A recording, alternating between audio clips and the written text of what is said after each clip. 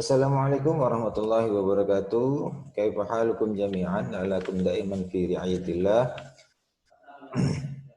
Ayuhal ikhwani wa ikhwati fillah. Walhamdulillah hasna masurun bihadzal liqa'. Hamdan wa syukran lillah ala ni'am allati an'ama alaina. Zahiratan wa batinatan. Asyhadu an la ilaha illallah wa asyhadu anna Muhammadan abduhu wa rasuluhu wa la nabiyya ba'dah. Baik.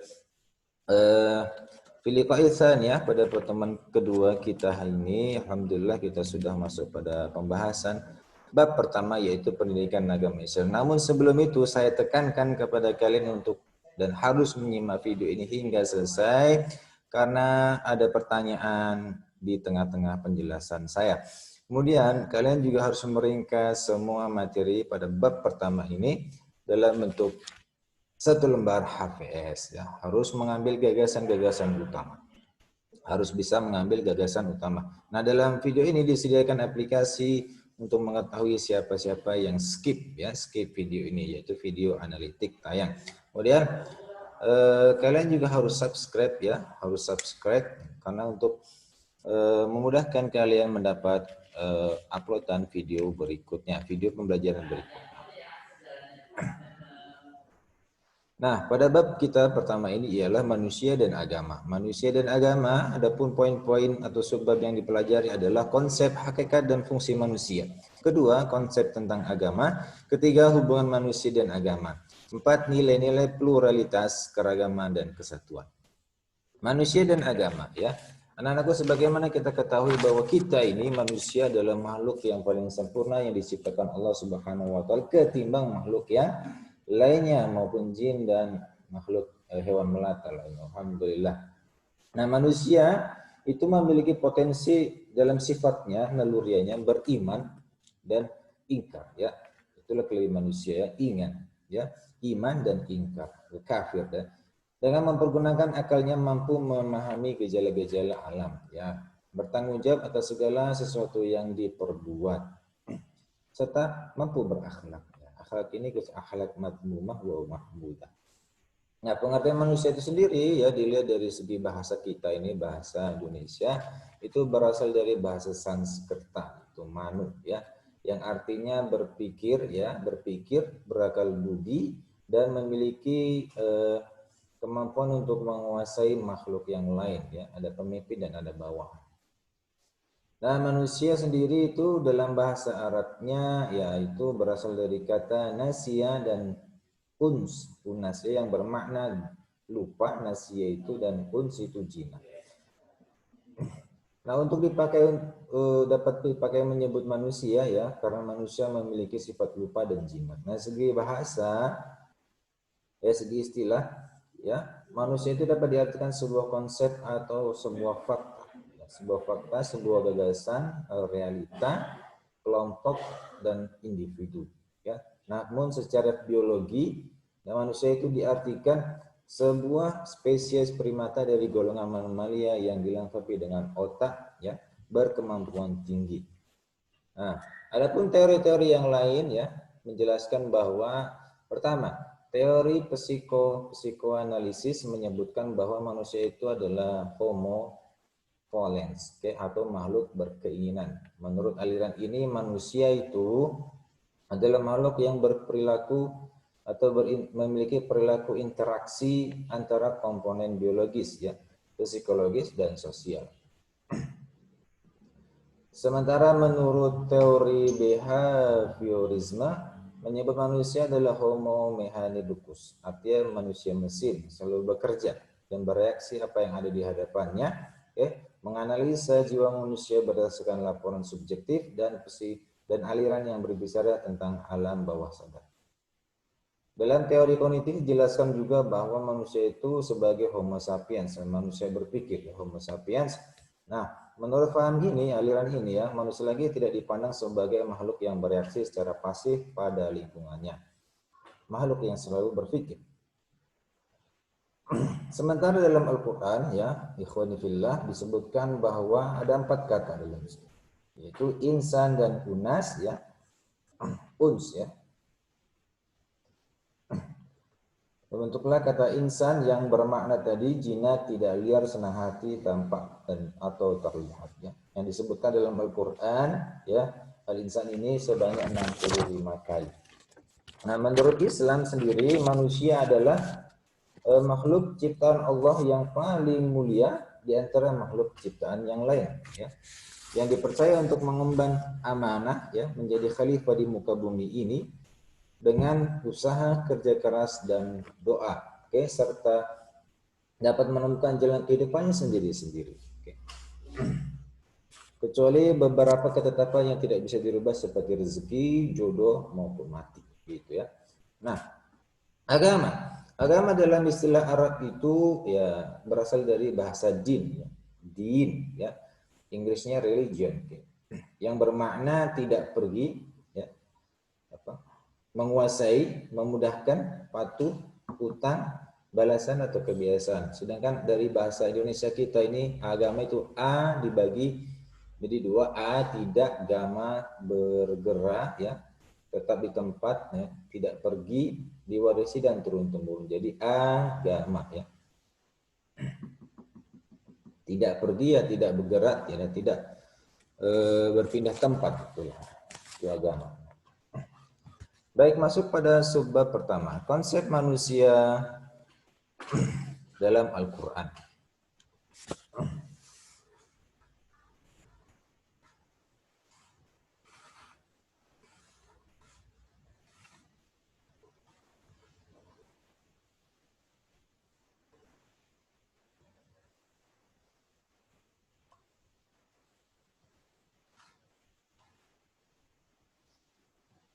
Konsep manusia dalam Al-Qur'an.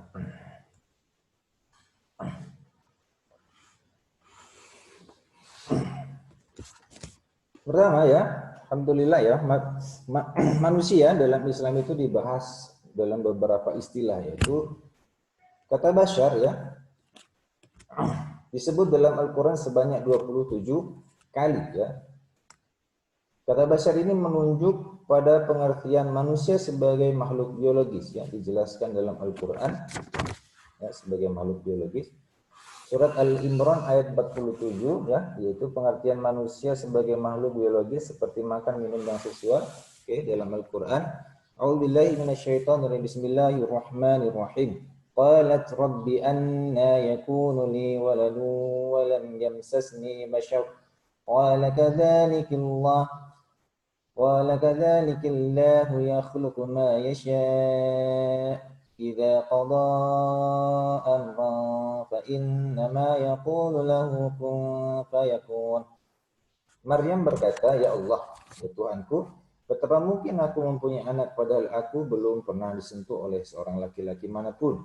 Allah berfirman kepada Jibril menyampaikan bahwa demikian Allah menciptakan apa yang dikehendakinya. Apabila Allah berkehendak tetap sesuatu, menetapkan sesuatu, maka Allah hanya berkata, cukup berkata kun fayakun ya, jadilah, dan lalu jadilah ia. Nah,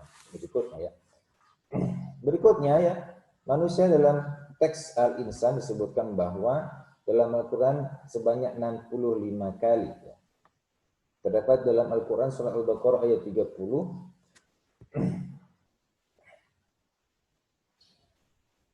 Wa idh qala rabbuka lil malaikati inni ja'ilun fil ardi khalifah qalu ataj'alu fiha may yufsidu fiha wa yasfiku dima wa nahnu nusabbihu bihamdika wa nuqaddis lak. Qala inni a'lamu ma la ta'lamun. Ingatlah ketika Tuhanmu berfirman kepada para malaikat, sesungguhnya aku hendak menjadikan seorang khalifah di muka bumi. Mereka berkata, mengapa engkau hendak menjadikan khalifah di bumi itu orang yang akan membuat kerusakan padanya dan menumpahkan darah, padahal kami senantiasa bertasbih dengan memuji engkau dan mensucikan engkau. Maka Allah berfirman, Tuhan berfirman, sesungguhnya aku mengetahui apa yang tidak kamu ketahui. Disebutkan juga mengenai al-insan itu mengandung amanah sebagai mengemban ya, amanah ya. Surat Al-Ahzab ayat 72. Inna aradna al-amanata 'ala samawati wal ard wal jibali fa abayna an yahmilnaha wa ashfaqna minha wa hamalaha al-insan innahu kana zaluman jahula.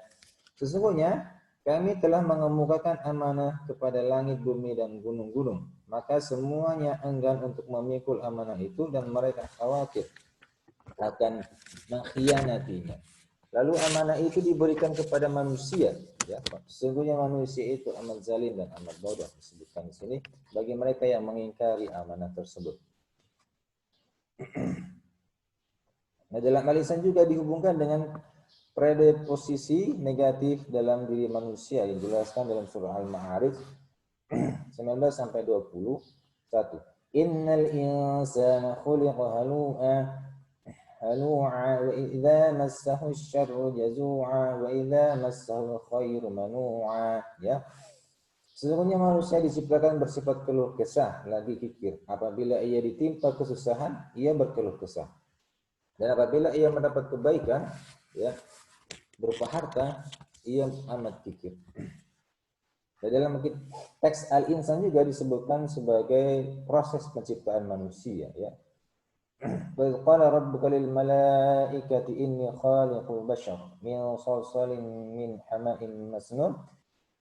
Ketika Tuhan berfirman kepada para malaikat, sesungguhnya aku akan menciptakan seorang manusia dari tanah liat yang kering, yang berasal dari lumpur hitam yang diberi bentuk. Fa'idha sawaituhu wa nafakhtu fihi min ruhi faqa'u lahu sajidin. Maka apabila aku telah menyempurnakan kejadiannya dan telah meniupkan ke dalamnya ruh ciptaanku, maka tunduklah kamu kepada dengan yang bersujud. Nah, semua konteks Al-Insan ini menunjukkan bahwa sifat-sifat manusia itu adalah psikologis dan spiritual. Ya, selain makan dan minum, kita juga memerlukan hal-hal yang keagamaan, ibadah. Nah, ketiga, kata An-Nas. Kata An-Nas dalam Al-Quran disebutkan sebanyak 240 kali.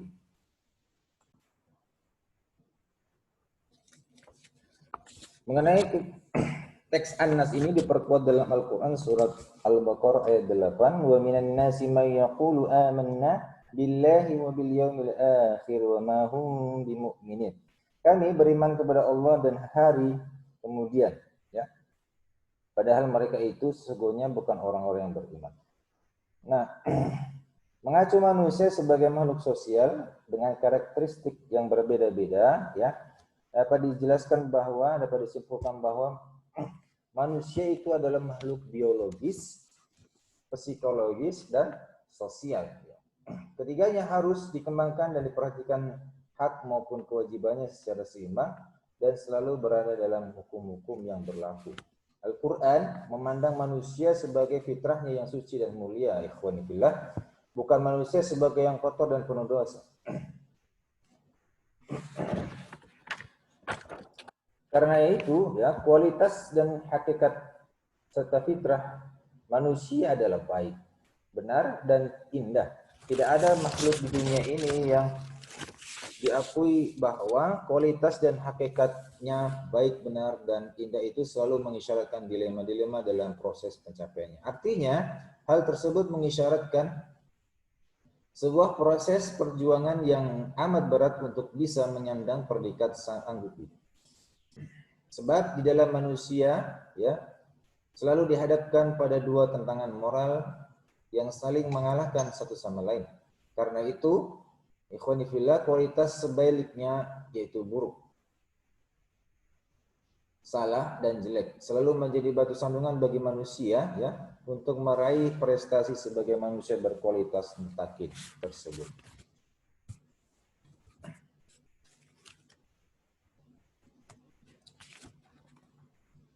Tujuan penciptaan manusia, ya. Pembahasan ini terkandung dalam Al-Quran surah Az-Zariyat ayat 56, ya. Wa ma khalaqtul jinna wal insa illa liya'budun, ya. Sebagaimana yang kita ketahui bahwa tidak mungkin kita berserta makhluk-makhluk hamba sebagai Allah hamba yang lain, ya, lahir begitu saja tanpa tujuan. Allah menciptakan kita hanya untuk beribadah kepadanya, mentaati semua perintahnya dan menjauhi segala larangannya. Nah,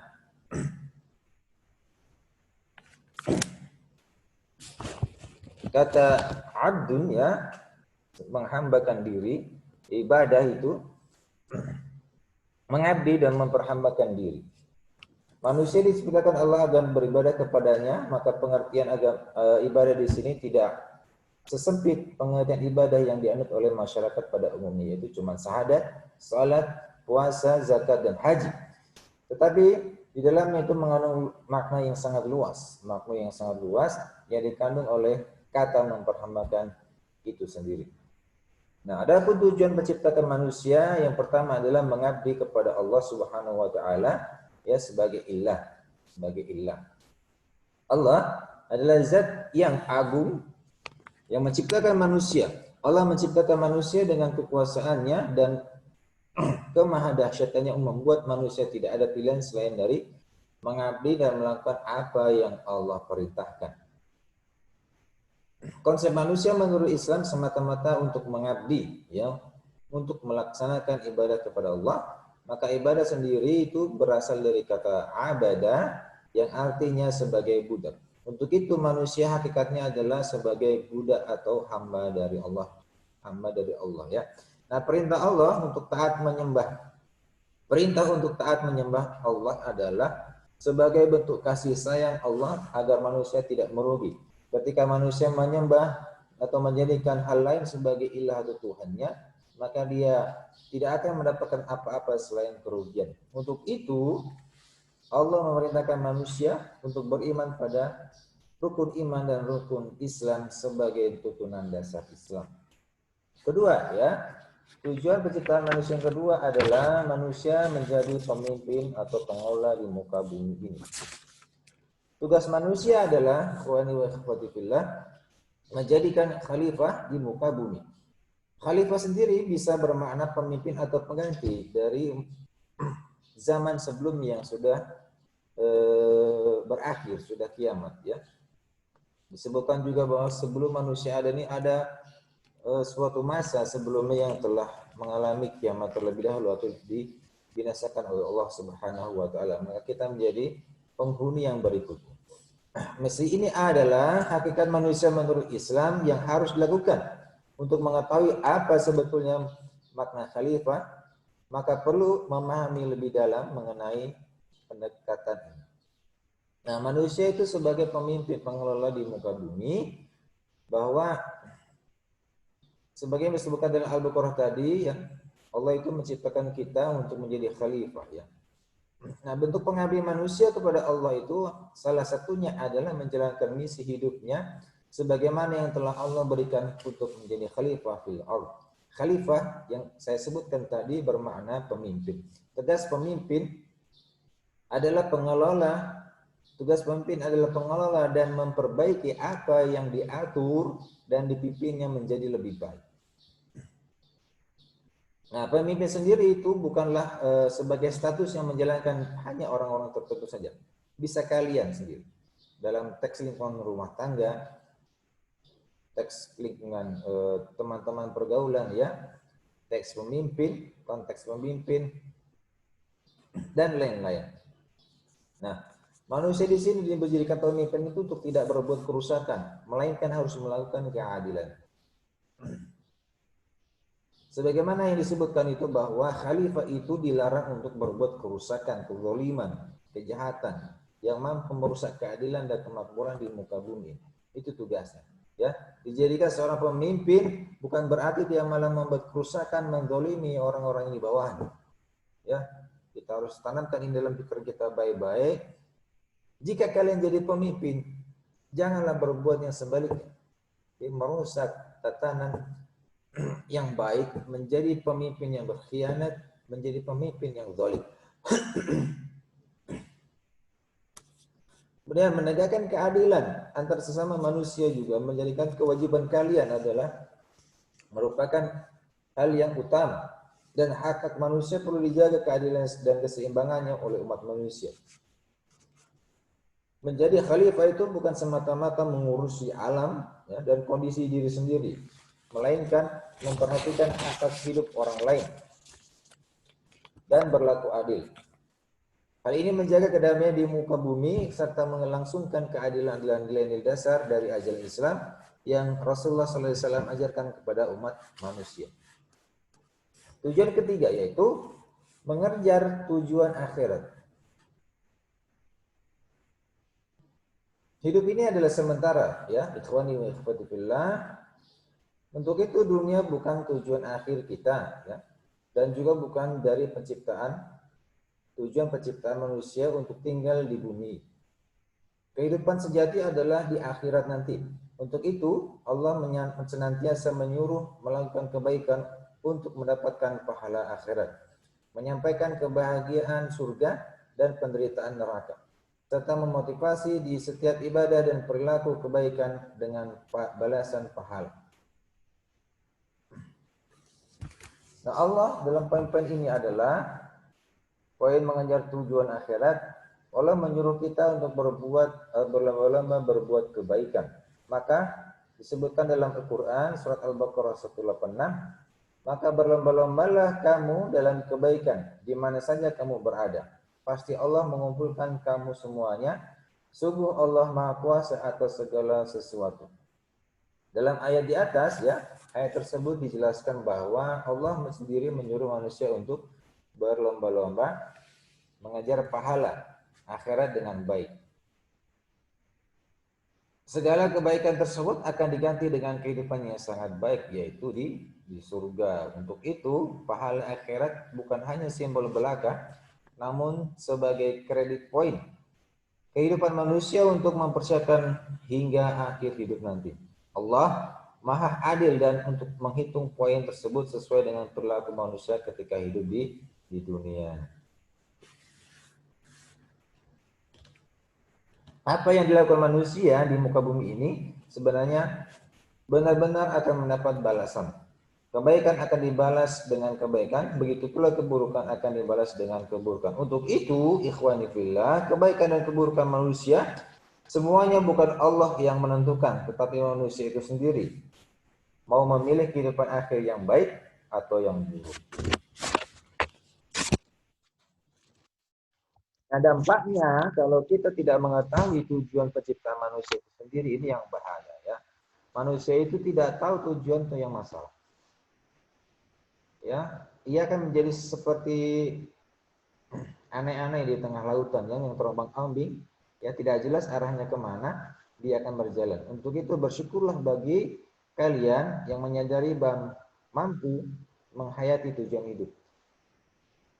Maka kalian akan mengetahui kemana arah jalannya kalian dan keselamatan dan kejayaan kalian yang menyesatkan. Selain itu, jika manusia tidak mengetahui tujuan hidupnya, maka ia akan berlaku sombong dan angkuh di muka bumi dengan aturan hidupnya sendiri. Sifat sombong dalam Islam adalah sifat yang buruk, ya, malah akan menjerumuskan kalian sendiri karena orang sombong itu tidak pernah mengevaluasi dan bertafakur. Oke, 3 poin ini menjelaskan kepada kita bahwa kita hidup ini tidaklah untuk menyia-nyiakan, ya, tidak serta-merta langsung ada. Allah menciptakan kita itu tujuannya untuk agar beribadah kepadanya, karena sebelumnya kita ini, nenek moyang kita ini berasal dari hal yang raga halus, ya, yaitu Nabi Adam dan Hawa yang tinggal di alam metafisik sana. Kemudian karena suatu hal yang kita ketahui, Nabi Adam dan Nabi Hawa dikeluarkan dari surga dan diberikanlah wujud fisik seperti ini, dan akhirnya kita menjadi keturunannya. Hakikat manusia. Nah, hakikat manusia menurut Al-Quran dijelaskan bahwa makhluk manusia itu adalah makhluk yang memiliki tenaga. Dalam artian itu dapat mampu menggerakkan hidupnya untuk memenuhi kebutuhan-kebutuhannya. Sebutkan juga manusia itu sebagai individu yang memiliki sifat rasional, mampu mengatur, mengontrol, menentukan nasibnya sendiri, serta mengarahkan dirinya ke tujuan yang positif. Pengertian manusia menurut Al-Quran. Makhluk yang berkembang, ya, menjadikan manusia itu selalu berkembang, kita selalu berkembang biak, artinya tiada batas sampai akhir hidup kita selesai, sampai ajal menjemput kita. Nah, manusia juga disebut individu bersifat kompleks, yaitu berusaha untuk mewujudkan dirinya sendiri, membantu orang lain dan membuat dunia lebih baik untuk ditempati atau sebaliknya. Nah, makhluk yang berarti pula berpikir kritis, mengandung sifat baik dan jahat, bertanya berarti mencari jawaban berarti mencari kebenaran. Nah, dalam Islam ya, hakikat manusia menurut Islam itu secara spiritual yaitu sekumpulan organ ya atau organ tubuh, zat kimia dan unsur biologis yang semuanya itu terdiri dari zat dan materi. Secara spiritual itu manusia adalah roh atau jiwa. Nah, secara dualisme manusia terdiri dari dua substansi besar yaitu jasmani dan rohani. Fungsi dan kedudukan manusia ya disebutkan dalam Al-Qur'an surat Al-An'am 165, Al-Baqarah 2930 dan Al-Jasiyah ayat 13, Az-Zariyat ayat 56. Nah, sebagai orang yang beriman kepada Allah, segala pernyataan yang keluar dari mulut kita itu dapat tersingkat dengan jelas dan lugas lewat kitab suci Al-Quran sebagai satu kitab yang abadi. Allah menjelaskan bahwa manusia itu dijadikan khalifah di atas bumi ini dan kedudukan ini sudah tampak jelas pada diri Adam. Allah berfirman, Bismillahirrahmanirrahim, wa huwa alladhi ja'alakum khala'ifal ardh wa rafa'a ba'dakum wa fawqa ba'd darajatin liyabluwakum fima ataakum inna rabbaka sari'ul iqab wa innahu laghafurur rahim. Dan dialah yang menjadikan kamu penguasa-penguasa di bumi dan dia Allah meninggikan sebagian kamu atas sebagian yang lain beberapa derajat untuk mengujimu tentang apa yang diberikannya kepadamu. Sesungguhnya Tuhan Muhammad cepat siksaannya dan sesungguhnya dia maha pengampun lagi maha penyayang. Dipertegas juga dalam surah Al-Baqarah ya yang saya sebutkan tadi, wa qala rabbuka lil malaikati ja'ilun fil ardi khalifah dan seterusnya ya, bahwa Allah itu memang menganugerahkan kepada manusia itu sebagai khalifah dan memberikannya segala hal yang ada di bumi itu untuk dipelajari untuk kepentingan manusia. Maka sebagai tanggung jawab kekhalifahan tersebut dan tugas utama umat manusia kita semua adalah yaitu harus tunduk kepada Allah ya. Harus tunduk kepada Allah dan menghambakan diri kepadanya. Untuk mempertahankan posisi kita ya sebagai manusia, maka Tuhan menjadikan alam ini lebih rendah martabatnya daripada manusia. Artinya segala sesuatu yang ada di alam ini itu untuk kita. Ya. Wa alamal adama al asma'a kullah. Sebutkan juga situ semua yang ada di alam-alam ini itu untuk dipelajari Adam. Semoga agar Adam mempelajarinya. Oleh karena itu manusia diarahkan Tuhan agar tidak tunduk kepada alam atau gejala-gejala alam. Diperkuat juga dalam surah Al-Jasiyah ini. Wa sakhkhara lakum ma fis samawati wa ma fil ard jami'an. Minhu inna fi dzalika laayatil liqaumin yatafakkarun.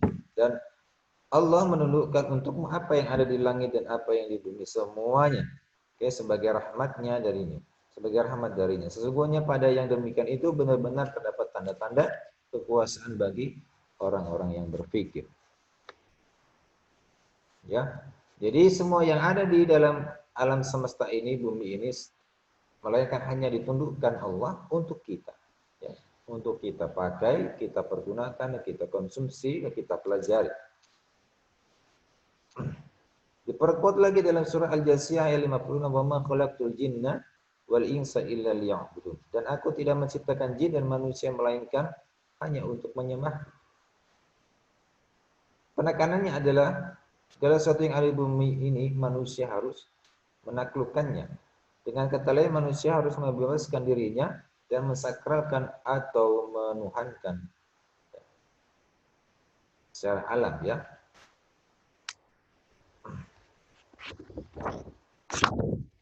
Berikutnya, konsep tentang agama. Pengertian agama, syarat-syarat agama, unsur-unsur agama, fungsi agama, dan karakteristik agama. Pengertian agama. Dalam bahasa kita, ya, Indonesia itu, sudah saya jelaskan tadi, agama secara etimologi adalah, di bahasa Indonesia kita, dari bahasa Sanskerta, ya, bahasa Sanskerta yang berarti tidak pergi, tetap di tempat, diwarisi turun-temurun.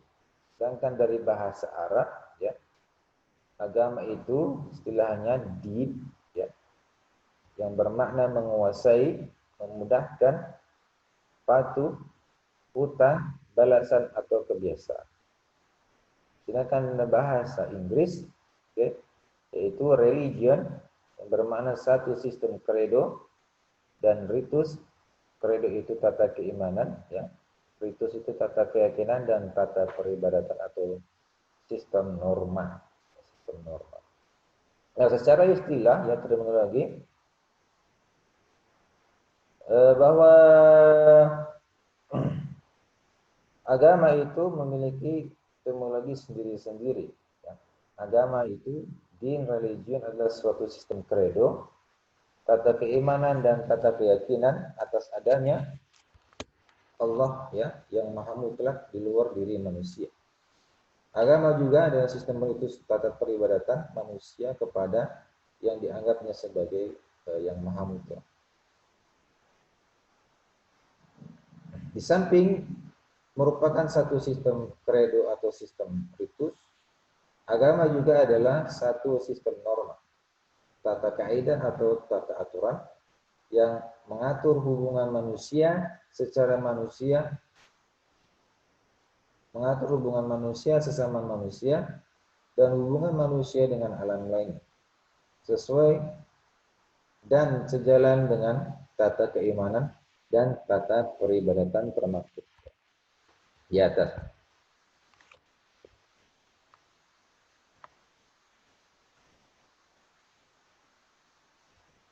Nah, menurut Emil Durkheim ini, sistem agama itu sistem kepercayaan dan ritual yang berkaitan dengan yang suci. Sedangkan menurut Spencer ini adalah agama itu kepercayaan terhadap sesuatu yang maha mutlak. Menurut Dewey, ya, pencarian manusia terhadap cita-cita umum dan abadi meskipun dihadapkan pada tantangan yang dapat mengancam jiwanya.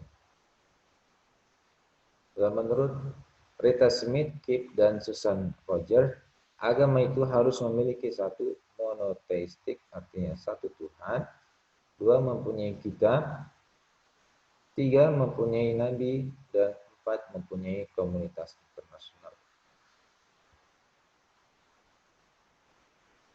Syarat-syarat agama diantaranya adalah Allah, ya, harus adanya Allah.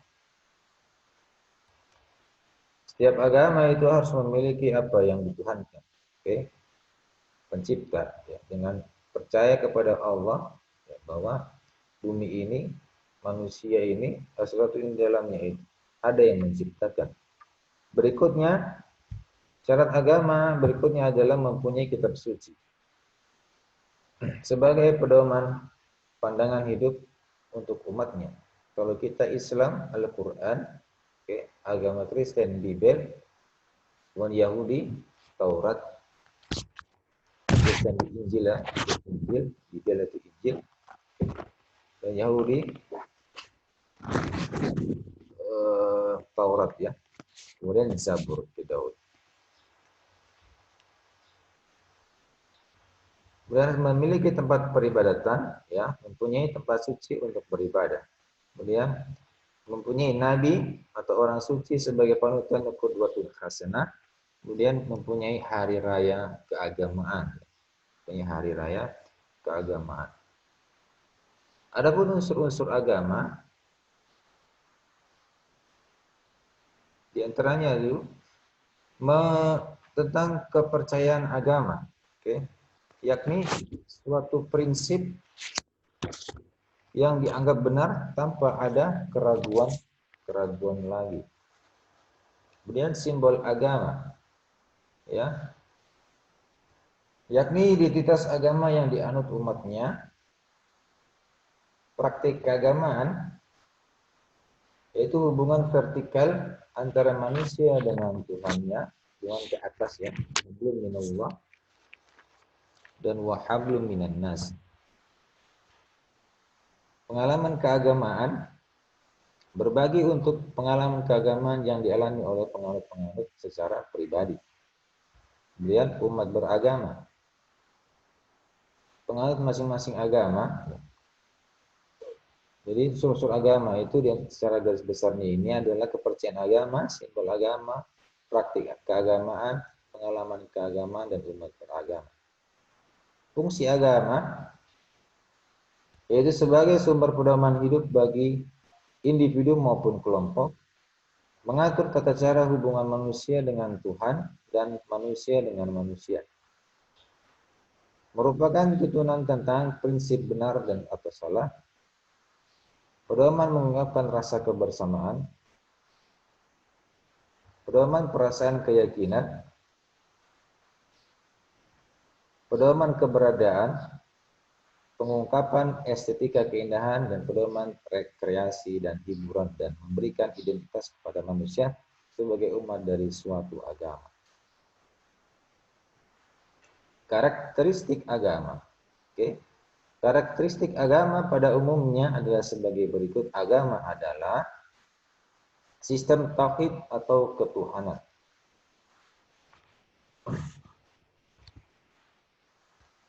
Yaitu keyakinan terhadap eksistensi suatu yang absolut, yang di luar diri manusia, yang merupakan pangkal pertama dari segala sesuatu termasuk dunia dengan segala isi.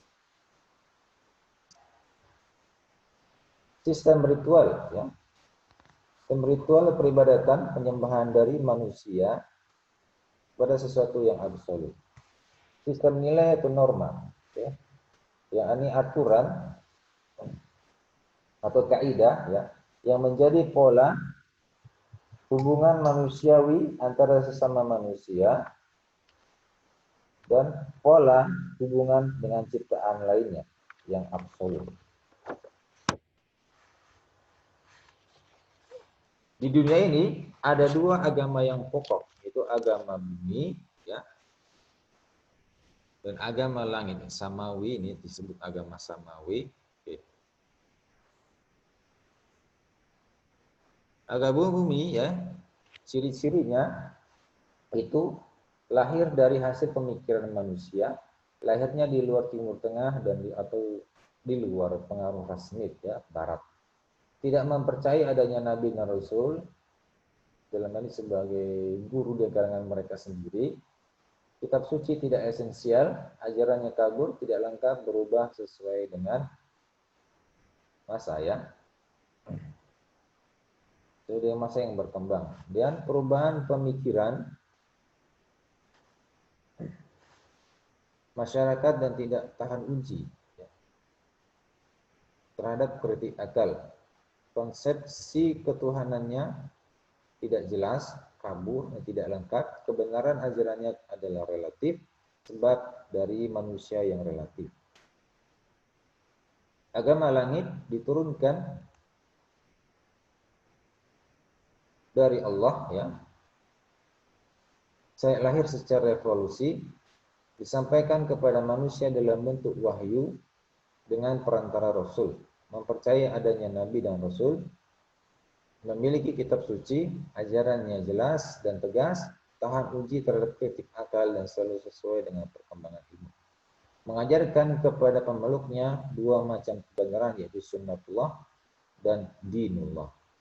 Ajaran yang mutlak, benar dan abadi, konsep ketuhanannya serba esa, lahir di Timur Tengah di bawah pengaruh ras Semit, ya. Mempunyai konsepsi yang jelas dan tegas tentang alam gaib dan akhirat. Konsepsinya tentang perjalanan hidup manusia sudah diatur sejak dari dalam roh, alam dunia sampai ke alam barzakh dan alam akhirat dengan jelas dan tegas. Konsepsinya tentang Tuhan, manusia dan alam amat jelas dan tegas serta lengkap.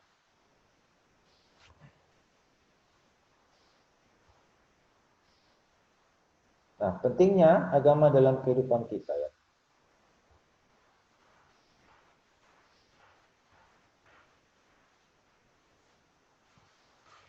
Hubungan manusia dan agama.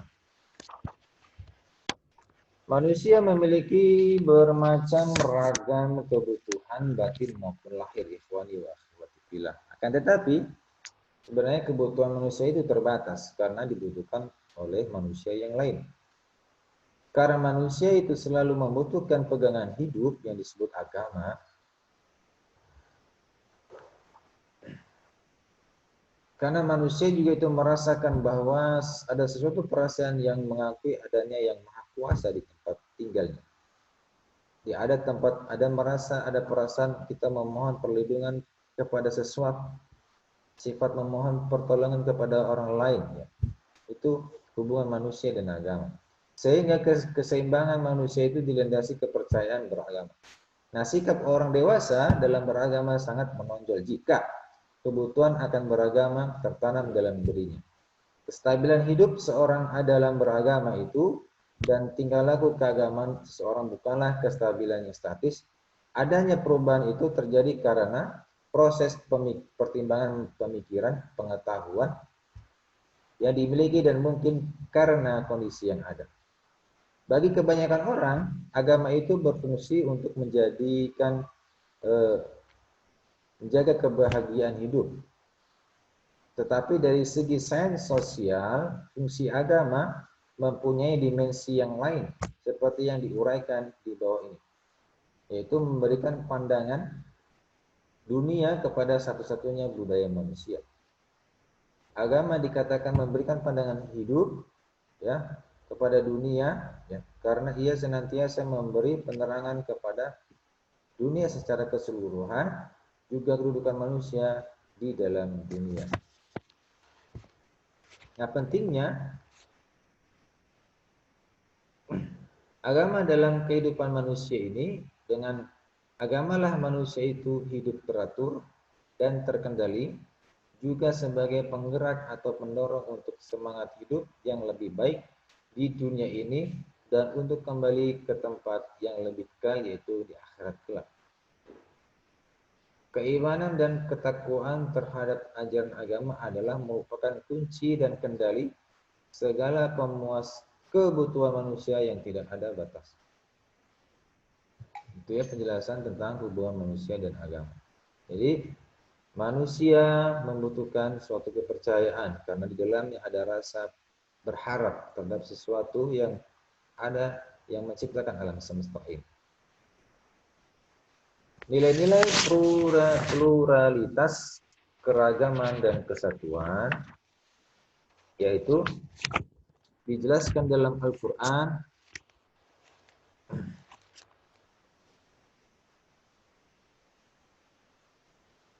ya ayyuhalladzina amanu ya ayyuhan nasu inna khalaqnakum min dzakari wal untha waj'alnakum syu'uban wa qaba'ila lita'arafu inna akramakum 'indallahi atqakum innallaha 'alimun khabir. Hai manusia, sesungguhnya kami menciptakan kamu, ya, dari seorang laki-laki dan seorang perempuan dan menjadikan kamu berbangsa-bangsa dan bersuku-suku supaya kamu saling kenal mengenal. Sesungguhnya orang yang paling mulia di antara kamu di sisi Allah adalah orang yang paling bertakwa di antara kamu. Sesungguhnya Allah Maha mengetahui lagi Maha. Allah menciptakan kita beragam bentuk, ras, budaya, suku, bahasa, agar kita saling mengenal. saling menghargai perbedaan tersebut, ya, saling menghargai perbedaan bahasa, saling menghargai perbedaan kulit, warna kulit, ya, saling menghargai perbedaan suku. Dalam surat lain yaitu surat Hud ayat 118, walau syaa rabbuka la ja'alan nas ummatan wahidah wa la yazaluna mukhtalifun. Jikalau Tuhanmu berkehendak, ya, menghendaki, tentu Dia menjadikan manusia itu umat yang satu, tetapi mereka senantiasa berselisih pendapat. Sebutkan juga dalam surah lain, wala tujadilu ahlal kitab illa billati hiya ahsan illa alladhina zalamu minhum wa qulu amanna billadzi unzila ilaina wa unzila ilaikum wa ilahuna wa ilahukum wahidun wa nahnu lahu muslimun. Dan janganlah kamu berdebat dengan ahli kitab melainkan dengan cara yang baik, kecuali dengan orang-orang zalim di antara mereka. Dan katakanlah kami telah beriman kepada kitab-kitab yang diturunkan kepada kami dan yang diturunkan kepadamu, yaitu Tuhan kami dan Tuhanmu adalah satu, dan kami hanyalah padanya berserah diri. Nah, pluralisme itu sendiri, ya, adalah berasal dari satu kata, ya, berangkat dari kata Latin plus, ya, yang bermakna lebih dari satu. Pluris, yang secara bahasa lebih dari satu, dan isme itu berhubungan dengan paham atau aliran. Nah, secara etimologis pluralisme itu bisa dikatakan sebagai sesuatu yang lebih dari satu substansi dan mengacu kepada adanya realitas dan kenyataan. Sebutkan juga bahwa pluralisme itu adalah paham atau teori yang menganggap bahwa realitas itu terdiri dari banyak substansi. Bisa juga dalam ilmu sosial, ya. Perspektif ilmu sosial, pluralisme itu meniscayakan adanya diversitas dalam masyarakat memiliki dua wajah, konsensus dan konflik. Adapun nilai-nilai pluralisme diantaranya itu nilai kebebasan dan pengakuan terhadap eksistensi agama lain. Allah Subhanahu wa taala mengungkapkan kuasaannya bahwa sekiranya Dia menghendaki, tentulah Dia akan mempersatukan manusia ke dalam suatu agama sesuai dengan tabiat manusia. Dan Dia akan diadakannya kemampuan ikhtiar dan pertimbangan terhadap apa yang dikerjakan, dan demikian lalu manusia itu hidup seperti halnya semut atau lebah, atau hidup seperti malaikat yang hanya sujud menyembah Allah Subhanahu wa taala, dan tidak sedikit pun dia akan menyimpang dari ketentuan yang benar atau kesasar ke jalan kesesatan. Akan tetapi Allah tidak berkehendak demikian. Dalam menciptakan manusia, Allah menciptakan manusia dan mengabulkan kepada mereka kemampuan berikhtiar, berusaha dengan penuh pertimbangan. Nilai pluralisme yang kedua yaitu nilai keadilan.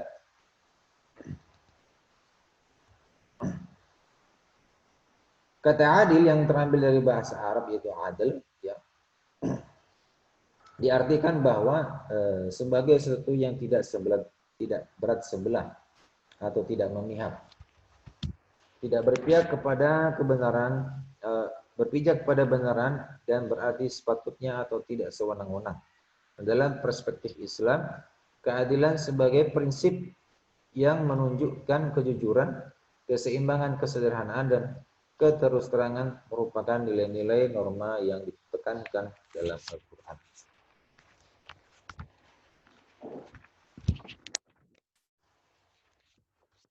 Ketiga, nilai tenggang rasa dan saling menghormati.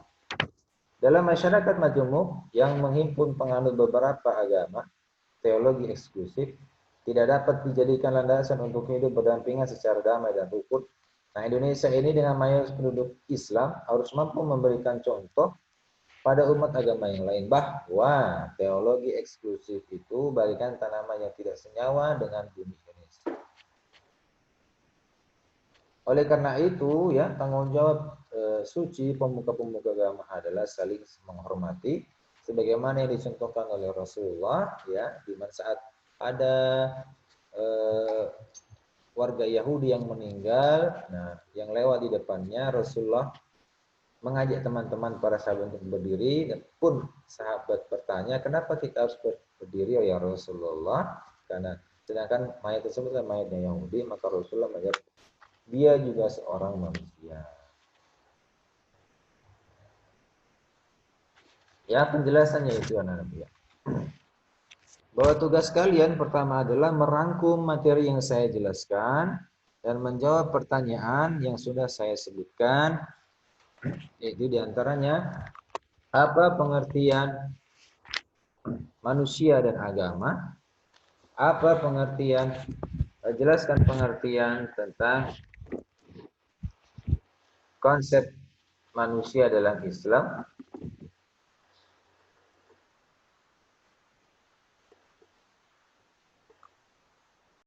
ya. Tugas kalian berikutnya adalah tugas mandiri, ini bisa diketik dengan komputer, ya, merangkum materi ke dalam satu lembar, ya, HVS ukuran A4. Merangkum materi-materi yang saya sajikan tadi, ya, ke dalam satu lembar HVS atau A4.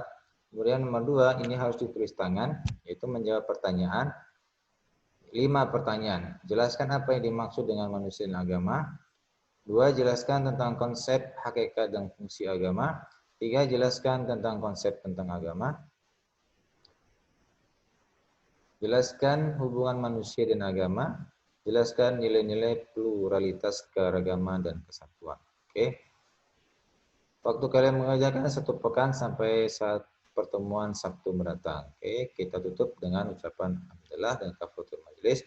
Subhanakallahumma subhanakallahumma bihamdika asyhadu an la ilaha illa anta astaghfiruka wa atubu ilaik. Assalamualaikum warahmatullahi wabarakatuh.